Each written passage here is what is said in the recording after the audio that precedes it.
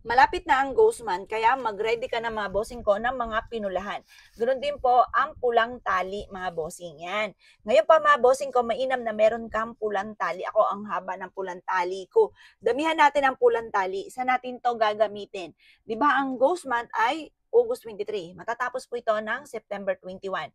Nakakatakot na tayo ay malasin. Kaya mas mainam mga bossing ko, meron tayong proteksyon para hindi tayo malasin mga bossing.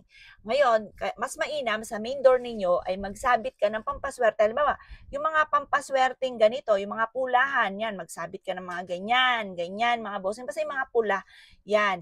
Tapos mga bossing, or kaya yung mga ganyan, kaya magsabit ka ng mga pulahan. Kasi yung pula, nagtataboy po yan ng malas at tumatak ng swerte. Ngayon, pwede rin naman ito na actual na mismong ribbon, magtali ka ng kulay pula sa inyo pong main door, or kaya kung may mga halaman ka, talian nyo siya ng kulay pula. Kasi mga bossing ko, once na ikaw po, halimbawa, may nagawa kang kamalian, halimbawa, mahilig ka mag-video eh, mahilig pa naman akong kumanta, kahit walang hilig ang kanta sa akin, mahilig ako mag-video kahit anong oras. Ngayon po mga bossing, meron akong ganito para hindi lumapit ang mga bad spirit. Ngayon pa mga bossing ko, nilalagay ko to sa main door. Tapos, ilalagay ko rin siya sa mga halaman namin kasi marami akong halaman. Maglalagay din ako doon. Paikot po siya. Para hindi po sila, kasi iniisip daw po ng mga bad spirit, invited sila. Kasi yun yung buwan na parang kanila po yung buwan na yun.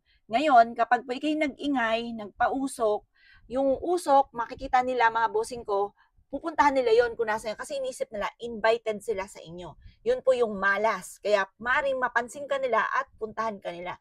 Kaya mas mainam meron kayong mga red, mga pinulahan, mga bossing ko.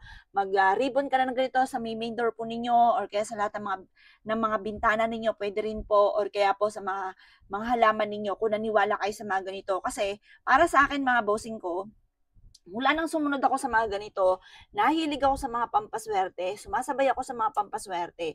Ang laking pinagbago ng takbo ng pamumuhay namin. Dati-dati, lahat na iniraket ko, mga bossing ko, tapos naiyak na nga po ako kasi napapagod na ako, tapos parang sulat-wala yung aking pagiging masipag at matyaga. Ngayon pa mga bossing, ang dinagdag ko lang, ganito mga pamamaraan. Sumasabay po lagi ako. Kung ano yung mga sinasabi po nila, kung ano nalalaman ko, yun ang ginagawa ko. At masabi ko talagang proven, maswerte talaga mga bossing.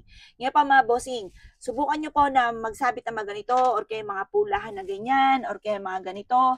Yan, tapos mag-necklace ka ng mga pulahan, yung mga ganyan.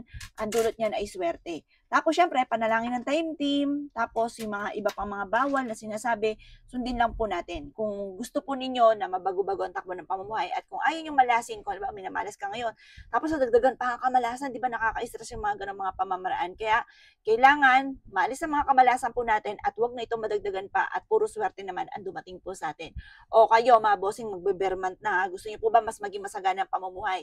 'Di ba syempre gusto po natin kaya walang masama na sumabay sa mga ganitong mga pamamaraan. O siya mga boss ha, kailangan magsabit na tayo ng ganito. Good luck po sa inyo po lahat. Ingat po kayo.